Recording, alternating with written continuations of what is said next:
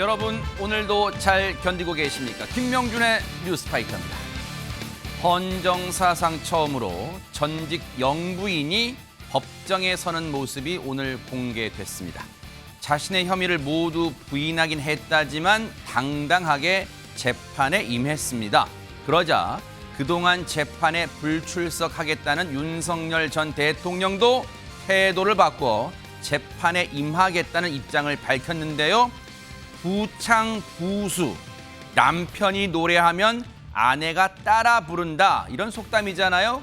이 부분은 남편과 아내가 바뀌었네요.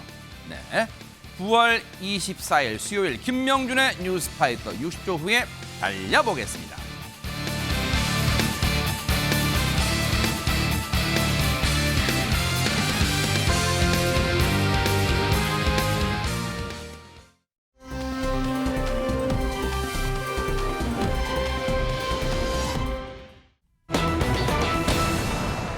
오늘요, 정말 뉴스파이터 몇 시간 전에 진짜 잊을만 하면 또 터지는 연예인 음주운전 사고 소식이 들려왔습니다. 지금 이담 아나운서. 네, 이번에 개그맨 이진호 씨가 음주운전을 한 혐의로 적발됐다는 소식이 들어왔습니다.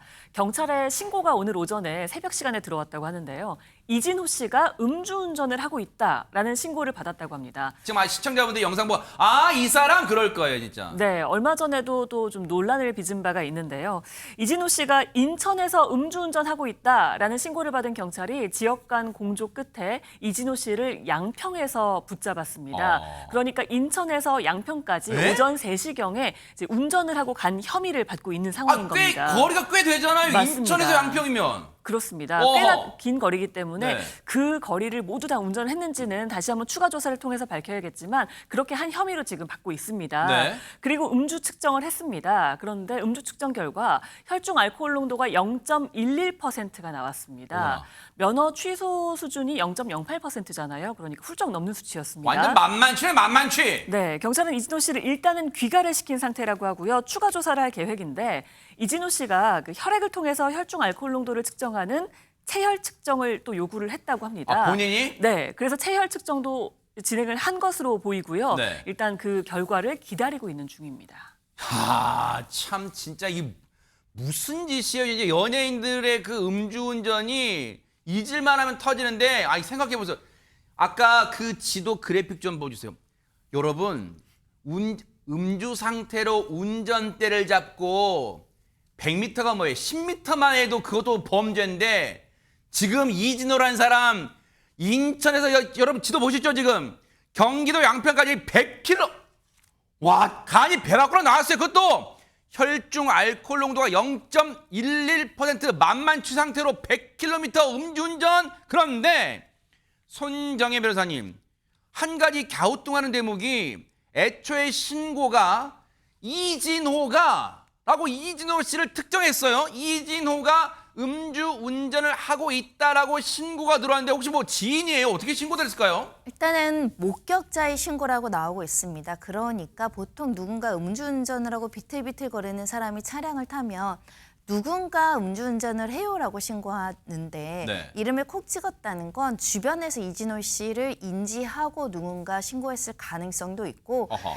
특히 알려진 얼굴이다 보니까 개그맨이 사실 알 수도 있고 아니면 동석했거나 식당 내부이거나 그 관계성에 있는 사람들이 신고했을 가능성이 있는데 현재로서는 제보자를 보호해야 되다 보니 누가 제보했는지는 구체적으로 나오지 않고 목격자가 신고했다라고 특정되고 있습니다. 그렇군요. 그런데 또 하나 궁금증이 있어요. 최진영 변호사님, 체혈 측정을 요구했잖아요. 혈중 알코올 농도 보통 이제 경찰분들이 음주 측정 테스트를 이제 후 불어보세요라고 측정하는데 혈중 알코올 농도를 체혈 측정, 즉 이 혈액을 채취해서 더 이 음주 상태를 혈중 알코올 농도를 측정하자는 건데 혹시 혈액 측정을 하면 혈중 알코올 농도가 일반적으로 덜 나옵니까? 왜 본인이 요구했을까요? 아무래도 본인은 내가 마신 술에 비해서 너무 높게 나왔다라고 주장하는 것 같습니다. 아시다시피 혈중 알코올 농도를 측정하는데 호흡을 통해서 하는 것 아니겠습니까? 결국 호흡으로 나온 것을 측정하다 보니까 혈중 알코올 농도, 결국 주사를 통해서 체열하는 것이 조금 더 정확하다는 것이죠. 아. 실질적으로 우리가 처벌하는 기준이 0.03부터 되는 것인데 네. 실무적으로 하다 보면 0.02, 0.03 요 정도 나오는 것은 이게 정확성이 플러스 마이너스 이게 오차가 있다 보니까 무죄가 나온 케이스도 있습니다. 그래요? 그리고 실제로 지금 처벌 기준도 0.03에서 0.08까지는 이제 벌금형 이 정도 되지만 0.08보다 조금 넘기 시작하면은 그때부터는 처벌 수위가 쑥 올라갑니다. 그래요? 이번 같은 경우에도 0.112라고 했지 않습니까? 결국 훅 불어서 0.11이라고 한다면은 체열에 하면은 그보다 조금 더 낮을 수 있어서 처벌 수위를 낮출 수 있다는 그런 부분에 관한 변호인의 어떤 그 조력을 받을 가능성이 있지 않을까 싶은데요. 어쨌든 정확한 수치에 따라서 책임을 지는 것은 합당하기 때문에 네. 경찰에게 본인이 음주 측정을 거부했는 것이 아니고 정확한 수치를 알 수 있도록 해달라는 그런 부분에 있어가지고는 적극적인 어떤 수사에 어떤 그 응하는 그런 모습은 나름대로 평가할 수도 있을 것 같습니다. 네. 그런데 이진호라는 사람이요. 여러분 얼굴도 보시니까 하시면서 그런데 이 사람 몇 달 전에도 뭔가 사회적 무리를 일으킨 사람 아니야? 그런 기억도 나실 텐데요. 영상 보시고 이어가 보도록 하겠습니다. 사실 의혹에 대해서 어떻게 생각하십니까? 피해 연예인들에게 하실 말씀 없으세요? 제가 성실히 잘 받고 있습니다. 감사합니다. 성실히 받았고요. 뭐 추후에도 제가 또 출석을 해서 조사를 받아야 된다면 그때도 성실하게 조사를 받겠습니다. 팬분들한테 하실 말씀 없으십니까? 예, 다시 한번 무리 일으켜서 죄송합니다. 자, 막 카메라 앞에서 그리고 기자들 앞에서 연신 막 고개를 숙였어요. 저때 무슨 논란으로 이 사과하고 연신 막 고개를 숙이고 그랬을까요? 하재근 평론가님. 이진호 씨가 이제 2005년에 개그맨으로 데뷔했고 그 최근 몇 년 동안 예능 프로그램에서 굉장히 인지도가 올라왔거든요. 그 상황에서 지난해 10월 달에 본인의 불법 도박 혐의 그걸 이제 고백을 한 거예요. 그러면서 이제 경찰 수사를 받게 됐고 굉장히 크게 논란이 됐었는데 이진호 씨가 2020년에 우연한 기회로 인터넷 불법 도박 사이트에서 뭐 게임을 시작하게 됐다. 감당하기 힘든 빚을 떠안게 됐다라는 식으로 이제 고백을 했었고 주변 연예인들한테 돈을 빌려서 뭐 방탄소년단 지민 씨, 개그맨 이수근 씨 이런 분들이 피해를 입었다 이런 얘기까지 나왔었거든요. 그래서 경찰 수사를 받다가 올해 4월 달에 검찰로 송치가 됐습니다. 그래서 검찰 수사를 받고 있었는데 이번에 음주운전 수사까지 또 이제 받게 된 겁니다. 하하, 아니 근데 최진봉 교수님. 지금 가만히 집에서 또는 사회 봉사 활동을 해도 모자랄 판에 지금 아까 그 기자들 앞에서 했던 얘기 중에 있잖아요. 네.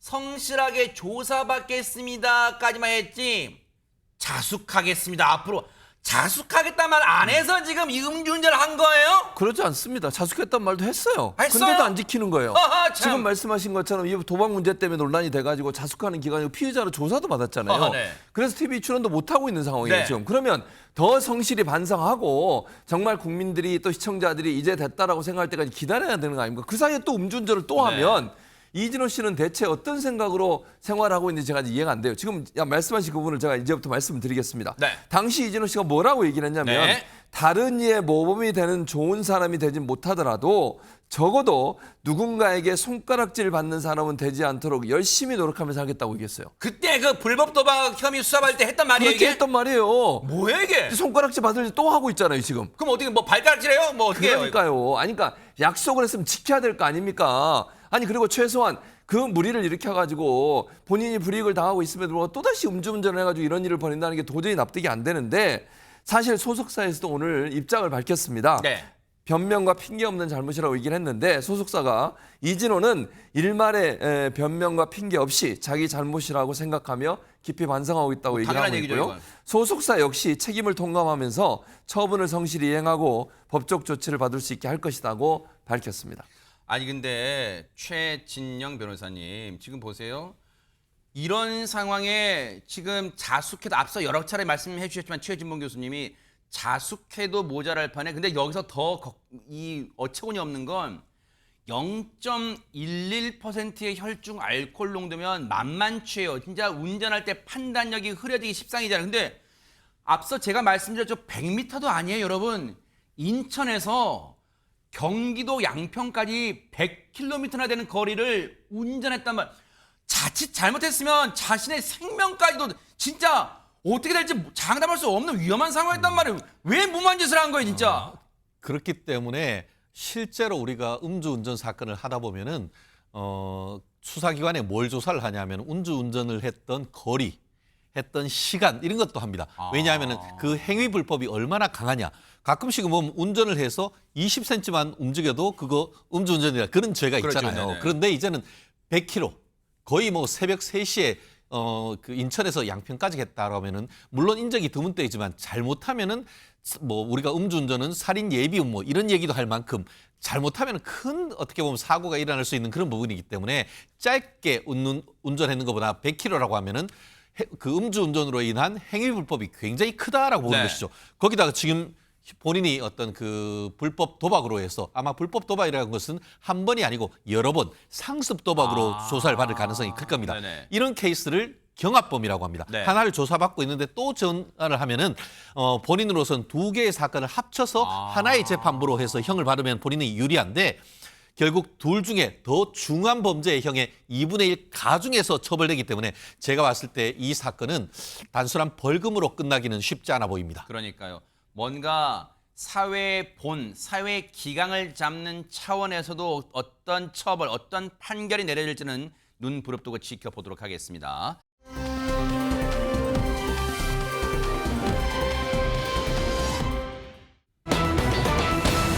오늘 오후에 헌정사상 최초인 일이 벌어졌습니다. 이담 아나운서. 네, 김건희 여사가 지금 자본시장법 위반, 또 정치자금법 위반, 특정범죄가중처벌법상 알선수재 혐의로 구속 기소가 돼 있는 상황에서 첫 재판이 열렸습니다. 오늘 오후 2시 10분이었고요. 서울중앙지법 형사합의 27부에서 첫 공판 기일이 열린 건데요. 피고인석에 앉은 김 여사의 모습, 그 영상이 공개가 됐습니다. 영상부터 보시겠습니다. 네. 오늘 오후 12시 35분쯤 서울 남부구치소를 출발한 김건희 여사. 1시 25분쯤에요. 서울 법원 종합청사에 도착을 했고요. 네. 구치감에서 대기를 하다 법정에 출석을 했습니다. 네. 김 여사는 검은 지금 정장 들어오네요, 차림입니다. 네, 영상이 모두 공개가 된 건데요. 뿔테 안경을 쓰고 마스크도 쓰고 있습니다. 네. 염색이 허용되지 않기 때문에 지금 희끗해진 머리 묶었고요. 네. 왼쪽 가슴엔 수용번호 4398번이 적힌 배지가 달려 있습니다. 네. 재판부가 법정 촬영을 허가하면서 이날 본격적인 재판 시작 전에 1분가량 촬영이 이루어진 겁니다. 지금 이 모습 대한민국 국민으로서 수치고 굴욕이고 자괴감 느끼시는 많은 시청자분들 계실 거예요. 그런데 최진영 변호사님, 엊그제 MBN이 포착한 그 구속수감 이후에 첫 영상에 단독 포착한 영상에는 휠체어에 앉아 있었고 전자발찌 차고 있던 모습 포착됐는데 그때는 전자발찌 차고 휠체어에 앉아 있더니 오늘 잘 걸어 들어왔네요. 아마 그런 부분이 있을 겁니다. 그러니까 원웨이의 어떤 그 조사를 하거나 아니면은 그 치료를 하러 갈 때는 도주의 의료 그런 것을 감안을 해서 말씀하신 것처럼 그 발찌를 했고 네. 그렇기 때문에 그런 부분이 지금 오른쪽 저 모습 네, 그렇습니다. 그렇기 때문에 그게 전자발찌. 좀 불편하고 할 수 있으니까 아마 그런 부분을 고려해서 어떻게 보면 앉아서 있는 것이 서서 다니는 것보다는 훨씬 이 그 수용자 관리가 훨씬 용이한 점이 있었을 겁니다. 그 반면에 이 법정에 나올 때는 아시다시피 헌법상 유죄로 확정되기까지는 무죄 추정이 있다 보니까 옷도 아까 지금 일반 사복이에요. 그렇죠. 사법 이거는 법원에 나올 때는 무죄 추정 원칙에 따라서 저렇게 사복을 입을 수 있도록 지금 배려해 주는 것이거든요. 어쨌든 그와 같은 것의 어떤 법률적인 코드가 다 녹아 있는 것입니다. 다만 그럼에도 불구하고 어쨌든 정치적인 측면에서 봤을 때는 화무 11호, 꽃은 10일 가기 어렵고 권력은 10년 가기가 어렵다라고 네. 하는데 권력의 무성함과 함께 어떻게 보면 법 앞에 평등, 우리나라의 어떤 법치주의가 구현되는 모습을 보이고 있는 것 같은데요.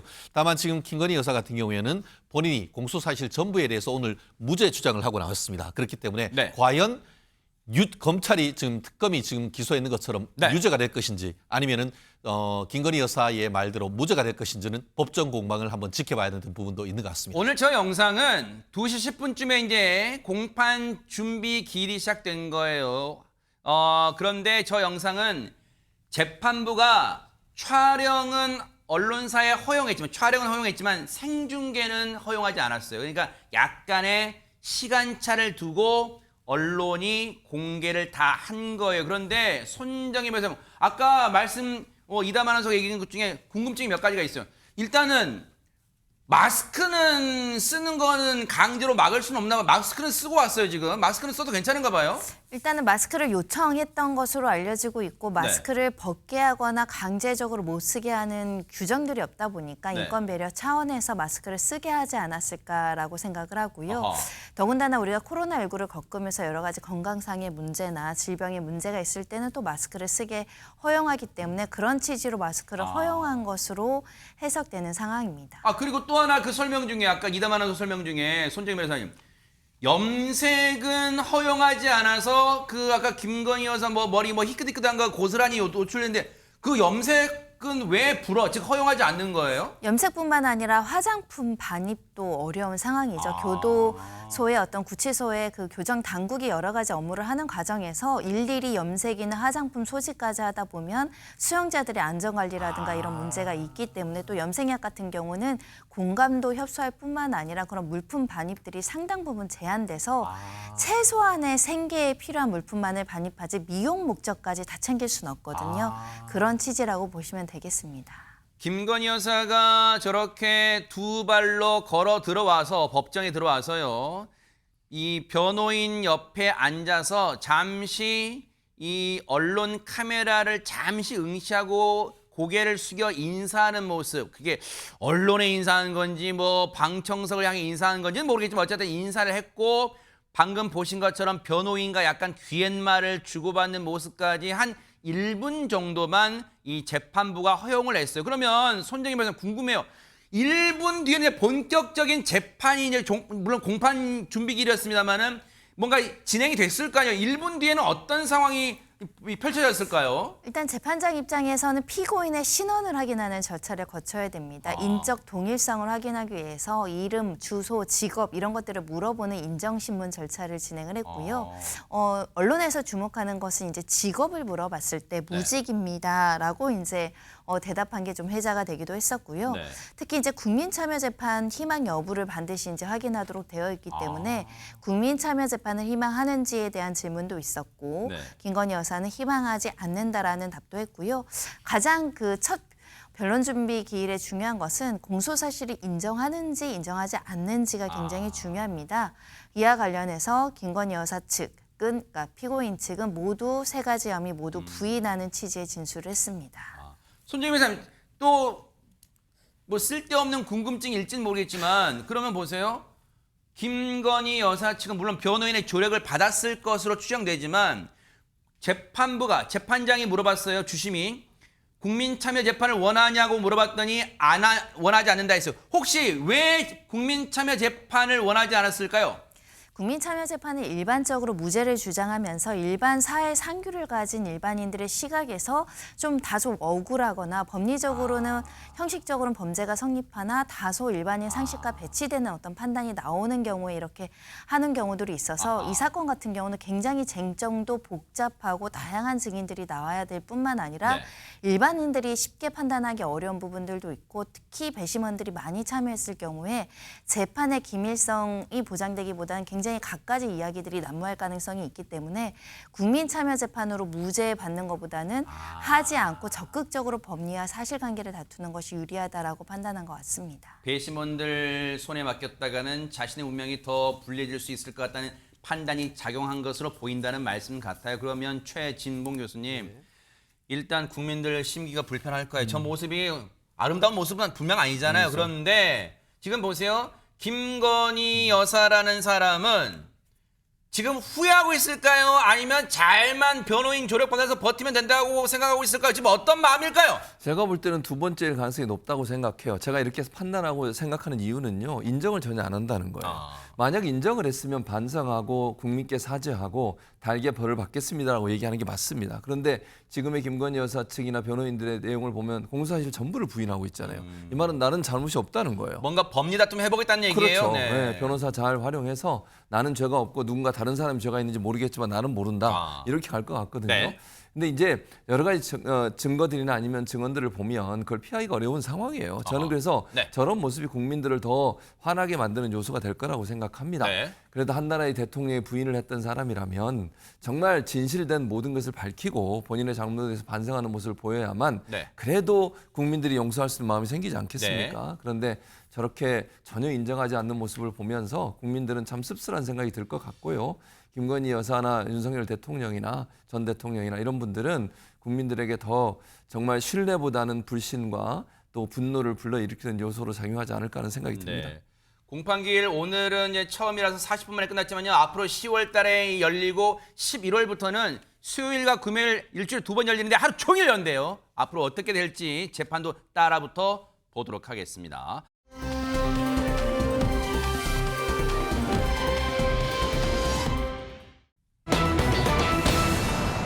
하하 참나 그거 우리가 아는 그 한동훈이란 사람인가요? 하재근 평론가님. 예, 한동훈 국민의힘 전 대표가 오늘 SNS에 치킨 배달하는 사진을 올렸거든요. 네. 그게 이제 이목을 집중시켰는데 최근에 한동훈 전 대표가 민심 경청을 하러 전국을 다닌다고 했거든요. 그 와중에 이제 이번에 경남 진주의 한 치킨 가게에서 뭐 사장님, 아르바이트생 이런 분들한테 이야기를 들으면서 이제 영세 자영업의 어려움을 들었다고 했습니다. 네. 듣고 나서 그 치킨집 사장님과 함께 치킨 배달을 직접 했다라고 하면서 저런 사진을 올린 겁니다. 네.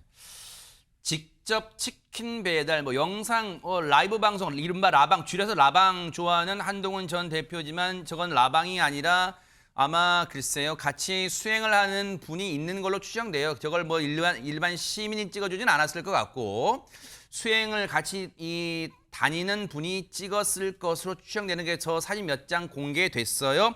직접 치킨 배달에 나섰다는 한동훈 전 대표. 라디오 인터뷰에서는 저때 일 이후에 후기 뭔가 느낀 점도 얘기했다는데요. 직접 들어보시고 이어가 보도록 하겠습니다. 치킨 체인점을 하시는 영세 사업자분이 계시더라고요. 예. 그래서 거기서 저녁 시간 영업 시간 내내 있고 좀 도와드리고 하면서 뭐 치킨 포장도 같이 하자고 해서 치킨 상자 포장도 하고 치킨 배달도 아파트에 한번 같이 가보고. 아, 치킨 이러면서 배달도 하셨어요? 예, 어제 같이 가봤어요. 아, 진짜. 예. 그 치킨 배달 갔을 때는 그 저 집 주인분이 못 알아보세요? 한 전 대표. 아, 요즘에 저 앵커님 치킨 많이 안 시켜 보신 것 같은데요. 요즘에는 어떻게 나오냐면 앱에 이렇게 쓰세요. 주문되면 벨 누르고 놔두고 가시죠.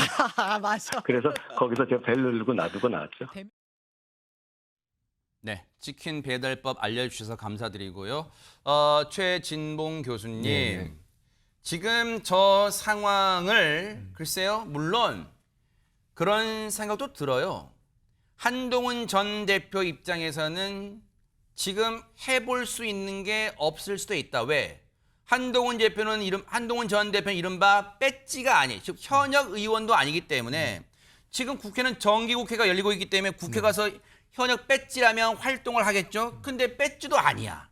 그런데 국민의힘 당대표도 아니야.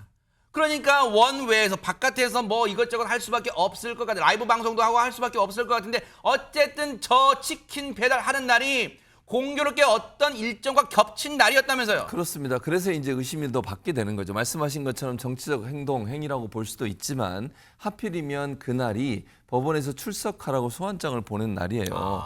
왜냐하면 한동훈 전 대표가 이제 그 12.3 비상계엄 사태 때 국회에서 있으면서 비상계엄 해제 결의안을 하는 현장이 있었지 않습니까? 그래서 관련해서 아마 특검에서 참고인 자격으로 출석을 해달라고 하는데 계속 거부를 해서 법원에 요청을 했습니다. 특검이 법원에 뭐라고 요청했냐면 공판 전 증인신문 기일을 잡았고요. 그날 이제 법원에서 이걸 잡아서 출석하라고 두 번에 걸쳐서 보냈습니다. 지난 12일에 법원이 증인 소환장을 발송을 했는데 폐문 부재, 즉 집에 아무도 없어서 배달이 안 됐고요. 또 그래서 한 번 더 18일 날 증인 소환장을 다시 발부했는데 역시 폐문 부재. 근데 그 사이에 한동훈 전 대표님 거제에 가 있다고 지금 본인이 그랬었죠. 직접 이제 밝힌 거 아니겠습니까? 그랬었죠, 네. 그래서 저 문제 때문에 이게 사실 한동훈 전 대표가 특검이나 아니면 이 법원에 출석해서 증언하는 것을 상당히 부담스러운 게 아닌가 하는 생각이 드는 거예요.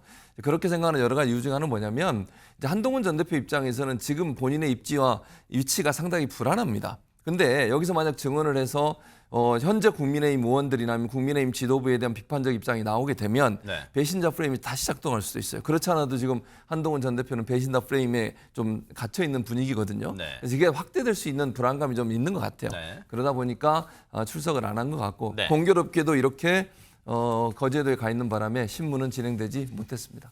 폐문 부재. 집에 사람이 없어서 못 전달했어요. 이제 그 뜻이잖아요. 여기에 대해서 한동훈 전 대표가 입장을 밝혔다는데요. 얘기 들어보시고 이어가 보도록 하겠습니다. 첫째 폐문무죄 얘기는 아마 김 앵커님한테 증인서장 가도 폐문무죄 될 겁니다. 댁에 잘 안 계시게 되잖아요. 저는 이 내용을 아니까 제가 받았다 쳐도 돼요. 그러니까 폐문무죄 가지고 저렇게 언플하는 것 자체는 저는 적절하지는 않다고 생각하고요. 역으로 왜 그렇게 저 특검은 저한테 집착할까요? 이 특검은 민주당끼리만 임명한 특검입니다. 그게 큰 문제죠. 진실 규명보다 저에게 이렇게 집착하는 거는 보수를 분열시키겠다라는 정치적 의도가 명백하다고 생각해요. 제가 마치 우리 당에 있었던 문제점들을 민주당 특검, 그쪽에다가 이쪽에 일종의 일러 바치는 그림을 만들기를 원하는 것 같아요. 네. 제가 그렇게 자기들과 일종의 협업을 하는 그림을 만들기를 바라는 것이다. 일단 나름 이유는 응하지 않는 이유는 확고한 것 같은데 손정혜 변호사님 시청자분들 중에 이런 궁금증 가질 수도 있을 것 같아요. 아니 그러면 계속 송달하지 말고 그냥 우리가 흔히 그동안 계엄 국면 그런 데 많이 봤던 거 있잖아요. 체포영장 같은 이 사안에는 체포영장은 허용되지 않는 사안이니까 궁금증을 가지신 분도 계실 것 같아요. 현재 피의자 신분이 아니라 참고인 신분이다 보니까 체포영장까지 고려하지 않는 것으로 보이고요. 특히 이 사안과 관련해서 특검팀은 한동훈 전 대표의 진술이 꼭 필요하다라는 입장입니다. 그러니까 원만하게 임의 수사로서 조사를 진행할 필요성을 더 강하게 느끼고 있을 가능성이 있는데 네. 한마디로 그 당시에 내란을 선포하고 추경호 전 원내대표가 왜 계엄 해제 표결을 해야 되는데 당사로 오랬다가 국회의사당 네. 오랬다가 장소를 여러 번 바꿨던 정황이 있잖아요. 그게 모종의 계엄 해제 표결을 방해하려고 했던 거 아니냐 이런 의혹을 가지고 있는 거거든요. 근데 그 당시 당대표가 한동훈 전 대표입니다. 그런데 당대표는 그럼에도 불구하고 국회에 들어가서 이 해제하는 표결에 참여를 했거든요. 그럼 전반적인 경위를 잘 알고 있을 가능성이 있기 때문에 이 진술이 필요하다라는 입장을 밝히지만 이 한동훈 전 의원의 생각은 다릅니다. 내 진술은 필요 없다. 나의 행동을 봐라. 나는 그날 계엄 해제 표결 참여를 막거나 이런 부분들에 동조한 게 아니라 오히려 먼저 계엄을 막으려고 했었고 계엄 해제 표결에 참여했었다. 그 때문에 이 당대표직에서 물러나고 지금까지 또 반대되는 사람들한테 정치적 공격을 받고 있다. 그런 만큼 더 이상 특검에 끌려다니면서 정치적으로 불리한 어떤 진술이라든가 어떤 모습을 연출하지 않겠다라는 의지가 강력한 것이고요. 한동훈 전 대표의 생각은 내가 마치 이 특검에 협조해서 이 국민의힘 내부 인사를 공격하는 듯한 그런 외관을 만들어서 보수 진영을 분열시키는 데 협조하지 않겠다. 이런 의지를 갖고 있는 것 같습니다. 최진영 변호사님. 한동훈 전 대표 검사해봤던 사람이잖아요. 그러면 누구보다도 잘 알 것 같은데요. 이렇게 그냥 안 나가도 왜냐면 체포영장 같은 거 이 사안에는 못한다고 하니까 자기를 강제할 수 없다는 걸 알고 있기 때문에 전국을 계속 돌아다닐 거 아니에요? 법원이 영장을 발부할 가능성은 있다. 있어요? 지금 얘기한 것처럼 지금 특검이 불렀을 때에 참고인이기 때문에 참고인을 체포하기 위해서 체포영장을 발부하기는 현실적으로 어렵죠. 그렇다고 하면 할 수 있는 방법이 두 가지죠. 뭘까요? 하나는 참고인을 피의자로 전환을 해서 체포영장을 발부하는 신분을 방법. 전환해서? 근데 그렇게 했을 경우에는 지금 한동훈 전 대표가 얘기하는 것처럼 정치적인 상당한 어떻게 보면 부담을 특검으로서는 지어야 되는 것이죠. 그러니까 특검으로서는 신의 한 수다라고 생각했는 것이 차도살인, 우리가 부르는 것이 아니고 법원을 통해서 미리 증거 조사를 하자. 그것이 이게 얘기하고 있는 수사를 하고 있는데 법원에서 수사를 할 수 있어? 하는 게 법원을 통한 수사가 증거 보전 절차인 것이죠. 그런데 법원 같은 경우에는 한 번 부르고 두 번 부르고 세 번 불렀는데도 안 나오면은 그때부터는 200만 원, 300만 원 과태료를 부과할 수가 있고 그 이후에 세 번, 네 번째도 안 나오면은 그때는 당신 여기 와 하면서 인치, 구인을 위한 구속영장도 발부할 수가 있습니다. 네. 그렇기 때문에 과연 지금 검찰의 요청 네. 이게 어쨌든 이번에 그 나오기로 했는데 안 나왔기 때문에 네. 10월 달로 지금 또 기일을 잡았지 않습니까? 네. 그럼에도 불구하고 안 나왔다 하면은 특검으로서는 이 과태료 부과해달라. 그런데 과태료를 부과해달라고 하는데도 계속 안 나온다. 그러면은 이제는 법원에서 영장 쳐주십시오. 인치를 위한 구인영장 할 가능성도 완전히 배제할 수는 없는 그런 상황인 것 같습니다. 글쎄요. 앞으로 이제 어떻게 될지 한동훈 전 대표가 계속 전국을 돌아다닐 수 있을지는 앞으로 상황 좀 예의주시하면서 지켜보도록 하겠습니다.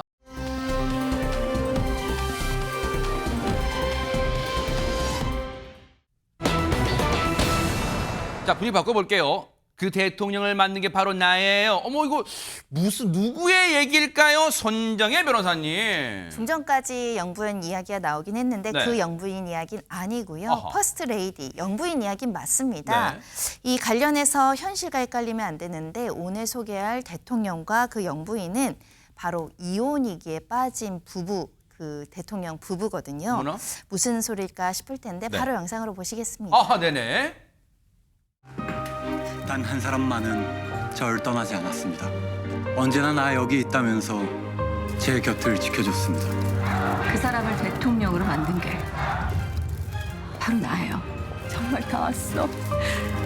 우리 이혼하자. 대통령 당선인 부부의 이혼설이 전국을 강타했습니다. 니들 꼬라지 진짜 역겨워. 그 사람 정리할게. 내가 선택했으니까 내 방식대로 해야지. 소송까지 가지 말자. 그 전에 합의하자. 남의 건 손대는 게 아닌데 대통령 몫의 절반은 내가 가져야죠. 아닌가요?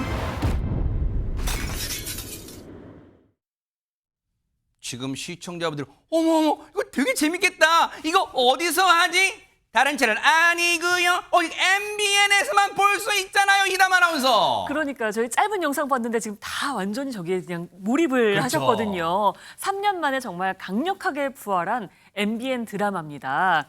방금 들으셨죠, 멘트. 그 사람을 대통령 만든 게 바로 나예요. 그렇게 얘기한 사람이요. 퍼스트 레이디가 될 배우 유진 씨입니다. 오호. 그리고 극 중에서도 대통령 당선인이 지현우 씨예요. 네네. 두 부부의 정말 숨막히는 이혼 전쟁이 이제 그려질 텐데요. 네. 극 중에서 지현우 씨는요, 공장 노동자에서 국회의원 후보가 됐다가 국민에게 존경받는 대통령으로 이거 약간 당선이 이거 됐습니다. 누가 연상되는 거 아니에요? 네, 하지만 현실과 전혀 다르다는 점. 네네. 드라마입니다. 그렇죠. 네네. 와. 그런 남편을 또 무에서 유로 만든 킹메이커가 바로 퍼스트레이디가 될 배우 유진 씨입니다. 와. 그런데 대통령에 당선된 남편이 갑자기 이 배우 유진 씨, 그러니까 뭐라? 지현우 씨가 유진 씨에게 퍼스트레이디가 될 사람인데 돌연 이혼을 요구하는 그런 상황이 발생하면서 어허. 이혼 전쟁이 그야말로 그려지는 어허. 겁니다. 대통령 취임까지는 67일 정도가 남았다고 해요. 대통령 당선인 부부의 정말 숨막히는 이혼 갈등이 그려지는데 그 안에 이혼뿐만이 아니라 정치권의 음모, 또 가족의 비밀까지 숨어 어머나. 있다고 하는데요. 네. 이 드라마가요, 글쎄 네. 오늘 오후 10시 20분에 첫 방송된다고 오늘 합니다. 해요? 네, 오늘. 다른 날도 아니고 오늘? 네. 와, 대박 사건. 그냥 오늘부터 딱 이 시간부터 뉴스파이터 이 MBN만 쭉 틀어놓으면 돼요. 그냥 보실 수 있는 건데. 근데 지금 시청자분들이 하정현 평론가님, 스포하지 마. 오늘 볼 거라면, 나 본방사수 할 거라면 스포하지 마 하실 텐데 지금 스토리 전개만 보면 유진 씨 입장에서는 뭐야? 기껏 내가 발로 뛰어서 지금 대통령 만들어 놨더니 나한테 감히 이혼을 요구해? 지금 그런 거예요, 지금? 예, 스포가 아니라 이제 기본적인 설정은 공개된 게 있거든요. 아하. 그 공개된 설정에 따르면 이제 말도 안 되는 짓을 이제 남편이 벌이고 있는 거죠. 아하. 아내 때문에 대통령에 당선이 됐는데 대통령 당선되자마자 아내한테 이혼하자고 하는 야. 파렴치한 행각을 벌인다고 하는 것인데 네. 이 남편이 뭐 당신 덕분에 여기까지 올 수 있었어라고 하면서 눈물까지 흘렸던 그런 남편이라고 합니다. 네. 근데 이제 대통령 딱 되자마자 이혼하자고 하면서 아내가 안 된다고 하니까 남편이 뭐라 그랬냐면 너 도청했잖아. 막 이런 식으로 또 얘기하는 장면이 공개가 됐거든요. 어허. 그러니까 또 이제 그 아내인 그 이 유진 씨는 또 반발하는데 네. 그때 딸이 폭탄 선언한 것도 공개가 됐거든요. 어허. 아빠 여자 있어. 이렇게 또 아이고, 딸이 아이고, 아이고, 아이고. 그래서 이 완전히 콩가루 집안처럼 돼가면서 살벌한 이혼 전쟁을 펼치게 되는데 네. 지금 아내 유진 씨가 원하는 건 뭐냐면 남편이 내 덕에 걷게 된 모든 것의 절반을 원한다. 야. 라고 하면서 지금 이혼 전쟁을 펼친다고 하는데 네. 그 귀추가 주목되는 스토리인 것 그러니까요. 같습니다. 뭔가 정치권 큰 줄기는 정치권 드라마면서 약간의 막장 드라마 요소까지 가미해서 뭔가 지금 재미를 막 뿜뿜 넣은 거, MSG를 팍팍 넣은 것 같은데, 근데 극중 역할이 대통령과 영부인 퍼스트 레이디인데, 야, 요 역할 소화해내기가 만만치 않았을 것 같은데요. 얘기 들어보시고 이어가 보도록 하겠습니다. 굉장히 기운을 받고 시작을 하지 않을까 싶은데요. 저희가 이제 준비가 된 만큼 시작을 공동 인터뷰 시작을 한번 해보도록 하겠습니다. 저희 작품이 또 재밌는 게 씬이 길어요.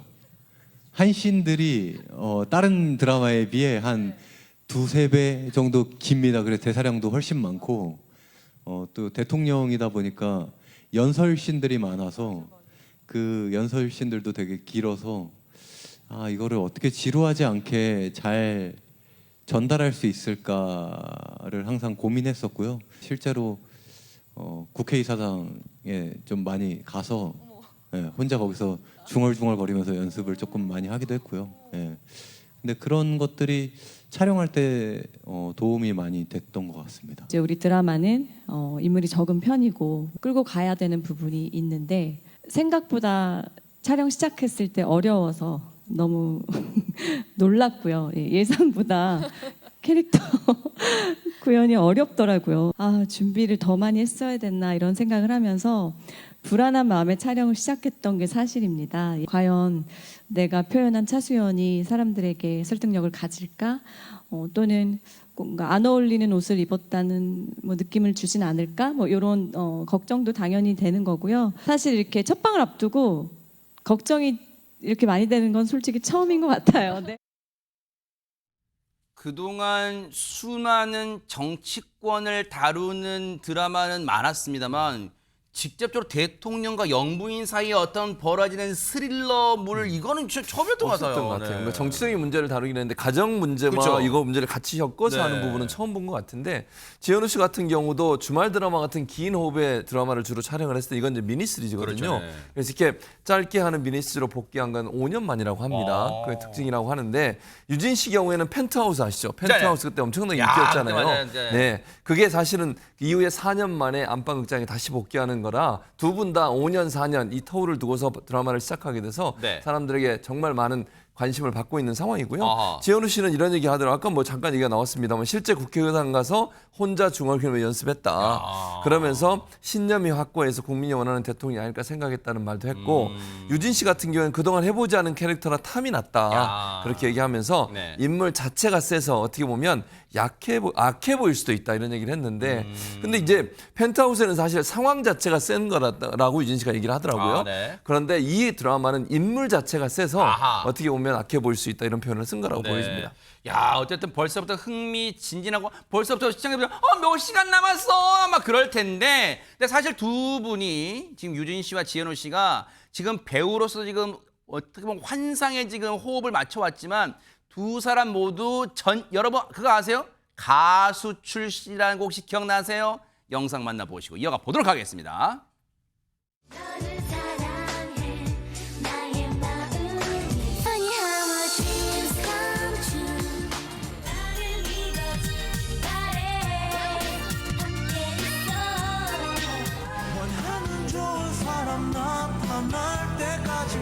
나를 연애하게 해줘요 나를 사랑하게 해줘요 누가 내 얘기를 듣는다면 원래 연기자 되고 싶었던 거야? 아니요, 전혀 생각도 없었고요. 기타 세션으로 들어갔다가 맞네. 이제 연습생처럼 2집 활동할 동안 콘서트랑 뭐 이런 거 방송 참여를 해라.